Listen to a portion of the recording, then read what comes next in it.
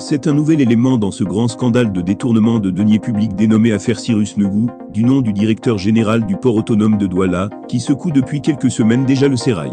Selon le lanceur d'alerte Bory Berthelot, la directrice de la société camerounaise de dépôt des produits pétroliers, SCDP, de verser 2 milliards FCFA à la société Portsec. Il précise que Dame Mamping Nemanzoa Véronique doit son ascension au ministre secrétaire général de la présidence Ferdinand Gongo. Ci-dessous l'intégralité de la confidence, c'est un vaste réseau de pillage systématique des fonds publics au nom de la sécurisation à laquelle est associée l'entreprise Portsec. Après avoir pompé 54 milliards FCFA au port de Douala, où les travaux de la barrière ne sont pas achevés, ce qui n'est pas encore connu c'est que l'homme à la pinque, Ferdinand Gongo, a également demandé à la directrice de la société camerounaise de dépôt des produits pétroliers, SCDP, de verser 2 milliards FCFA à la société Portsec. La directrice, Mamping Nemanzoa Véronique, n'a même pas toussé. Elle qui dirige actuellement SCDP, comme la maison de son grand-père, a viré l'argent illico presto. L'argent a été viré au nom d'un énième projet de sécurisation des infrastructures. Mais pour comprendre pourquoi Mamping Nemanzoa Véronique a viré l'argent sans bruit, il faut savoir qu'elle doit toute son ascension à l'homme à la pinque.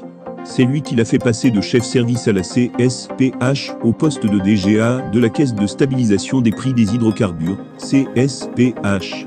Puis en moins d'un an, elle est devenue DG de la SCDP.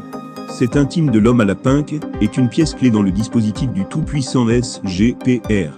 Fausse d'instruction de Biya, les aveux de Ferdinand NGOH, les Camerounais ont été habitués depuis quelques années par la formule sur très haute instruction du chef de l'État, utilisée par certains membres du gouvernement et proches collaborateurs de Paul Biya dans leur correspondance.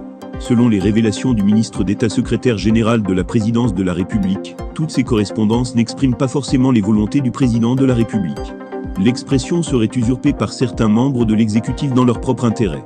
Ferdinand Gongo a fait ses confidences à Lazaratou, l'administrateur du cabinet de conseil Atsou, dans une lettre en date du 24 juin 2021. Le SG-PR remettait ainsi en cause une correspondance qu'aurait signée le Premier ministre Dion But.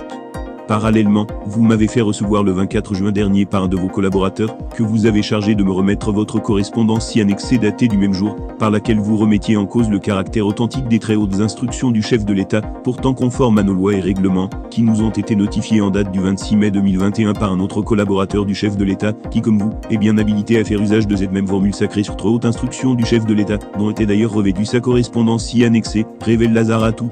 Les frères ennemis alors qu'il se fait de plus en plus rare, Paul Biya a cependant instauré une nouvelle pratique, qui consiste à recevoir tous les vendredis le Premier ministre Joseph Dion But au Palais de l'Unité. Cette tradition qui surprend tout le monde au palais fragilise davantage Ferdinand Gongo, d'autant plus que les entretiens en Biya et But se font en privé. Comme pour faire contrepoids à la puissance de Ngongo, Paul Biya s'emploie maintenant à renforcer Dion But. Il s'entretient tous les vendredis après-midi avec son Premier ministre. Une nouveauté que ce privilège accordé par un président qui apparaît de moins en moins en public et reçoit rarement ses ministres, révèle Jeune Afrique. Le journal indique également que la violente bataille que se livrent Ferdinand Gongo et Joseph Dion But ne déplaît point à Paul Biya. Il serait d'ailleurs l'incitateur. Tels deux caïmans du même marigot, ils s'épient, se jaugent et s'opposent tout en veillant à ne pas faire trop de vagues. Le président ne perd pas une miette de ce duel au sommet et alimente même en munitions leur animosité. Tant que les coups qu'ils se portent ne dégénèrent pas en une guerre de tranchées trop bruyante, le chef savoure. Âgé de 87 ans, conscient que sa succession occupe tous les esprits, il se joue du choc des égaux pour contenir les ambitieux, précise Jeune Afrique.